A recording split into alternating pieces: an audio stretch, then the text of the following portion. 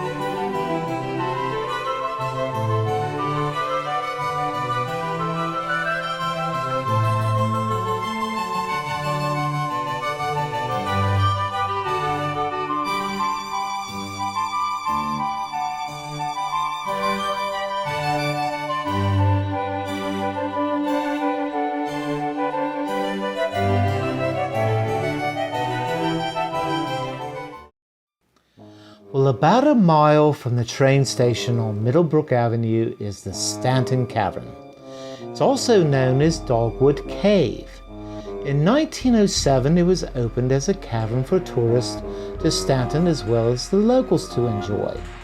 Now, the nice thing about caverns is they're always a comfortable 54 degrees. So on a hot summer day like today, it's quite a pleasure to be able to go into the caverns. It was very popular, and it was operated until late 1910 or 1911. I'm not quite sure of the exact date. And it is over 400 feet in length, and is said to have a formation of a giant eagle, on whose left wing is an angel. Other formations are clasped hands, a tiger's head, a buffalo, a mother and a child, an opossum, and a turkey's head. My goodness. Now the caverns are now sealed and closed to the public, and cave explorers are no longer permitted to enter.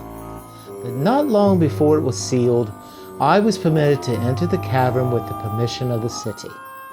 It was an amazing sight to behold.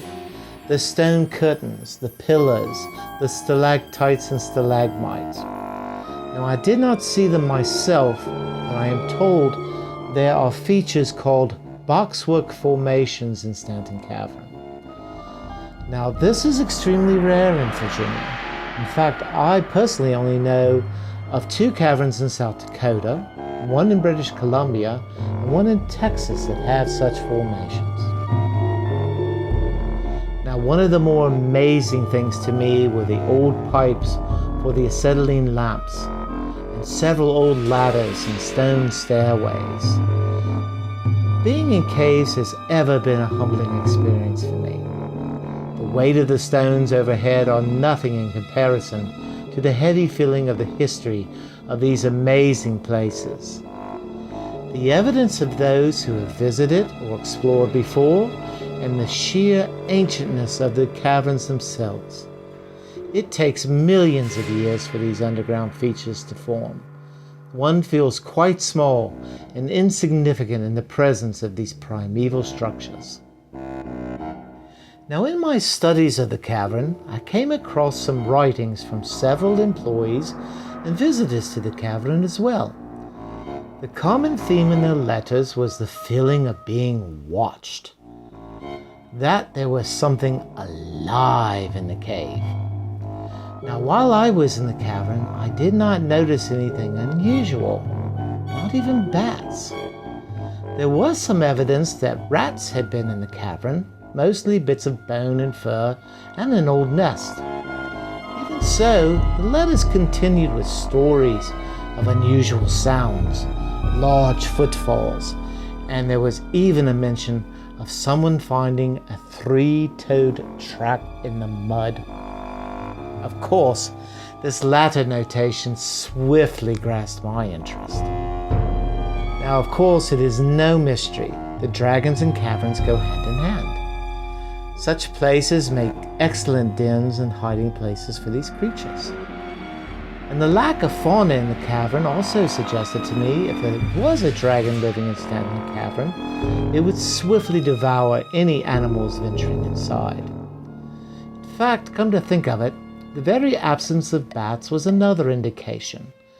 Bats, being rather clever and quite sensible, seldom dwell in caves alongside dragons. So, being the curious fellow that I am, I delved deeper into these bits of information to see what I might uncover. Going to the Staunton Library, I was able to peruse their resources. I came across some rather interesting information. The one that caught my attention and my breath was a story about the ghost of Staunton Caverns. The reports spoke of a pale visage, skeletal in appearance, the large body wrapped in a tattered cloak or vestiges of frayed skin or cloth. The hands and feet glowed in an eerie, dull light, and there was the sound of clanking chains scraping across the ground and the stones. Now, at first, I thought this was unlikely. Probably just another ghost story that abound in a city such as Staunton, so rich in history. There are many sightings of phantasms, spirits, and ghosts in Staunton, especially downtown. This was, though, I found to be something completely different. This was a ghost that was reported to be much larger than a human apparition. In fact, it was said to be at least 20 feet tall. That's tall. It's very tall. Now, if there was any connection to a dragon, how could it be so large? Well, we do know that at least one of the chambers of Staunton Caverns is at least 40 feet in height. And I've been in that chamber. And let us not forget that dragons, well, they're naturally at home in a cave. They are able to wind through tunnels, cracks and crevices that we would think them impossible to navigate. Well, as we well know, where there is a ghost, there are frightened people. And in all the writings I've found, not once was there a mention of someone being frightened. While they did have the feeling of being watched, it was not an unpleasant feeling. In fact, the feeling was rather friendly, as if there was a large animal nearby that wished to play. Albeit a very large one, apparently. Now, one interesting story that I found was that of a small child. On one of the tours, she had become separated from the other members of the tour. Her parents and the employees of the cavern frantically searched for her. Later, she was found completely fine near the entrance of the cavern, though she was covered in mud and dirt and smiling from ear to ear. She told this fantastic story that she had been playing with a very large dog that had a face like a skull, but it didn't bother her one bit. She rode on his back all over the caverns, and they even had tea and cakes. Now, one thing she said, of course, very seriously, that she had made the pretend tea and mud cakes because it had been quite silly for the dog to make them. Now, perhaps this is why there were no adverse reactions to the visitors of Staunton Caverns. Just the opposite, as a matter of fact. There seems to have been some marketing benefit, as often occurs under such unusual circumstances. For while the cavern was only open for a few years, it does not appear to have been due to any scary dragon that was frightening off the customers. Sadly, it had more to do with the untimely demise of the owner of the cavern. So by this time, I was coming up with dots that were being connected. For while I was in the cavern, I caught a glimpse of something quite large lurking in the shadows.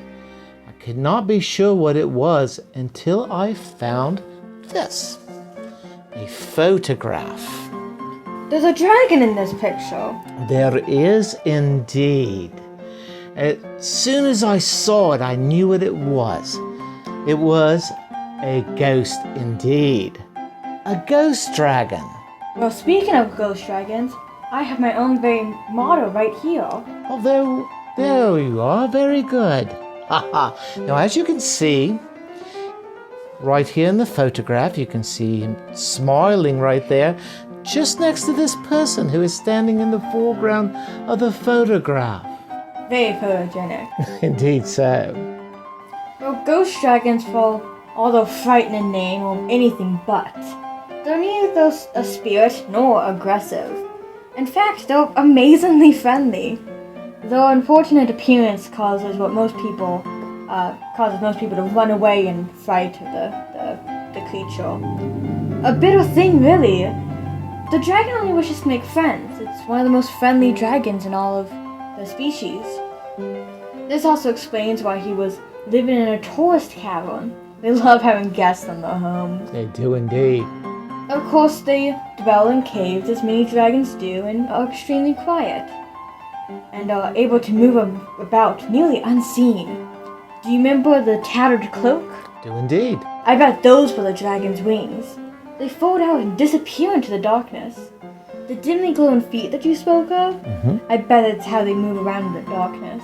The dull green easily illuminates for the passages for the dragon, well, not revealing themselves to people. Can enjoy their own privacy, of course. The scraping sounds of the dragon's tail sweeping back and forth as it moves, using his tail to erase the tracks on the cavern floor. Where the dragon does this, the floor must look as natural as it does on any other surface of the cavern. Truly clever, is it not, how they're able to stay undetected for so long? Very sneaky. When the caverns closed, the ghost dragon must have been so disappointed. Of course, there are other entrances, we just don't know where they are. Doubtless Staunton Cavern is connected to all the other caves beneath Staunton, and there's quite a few. I have heard similar stories along the railroad concourse. A large figure walking along the railroad late at night. I would wager that is the ghost dragon out making new friends. Well, Lieutenant Blackwolf, that was an amazing story. I do hope to see a ghost dragon myself one day. And I hope you do as well, Dani. Tell us about your ghost dragon stories, and please like, share, and subscribe. And also make sure to leave a comment. Until then, happy observing.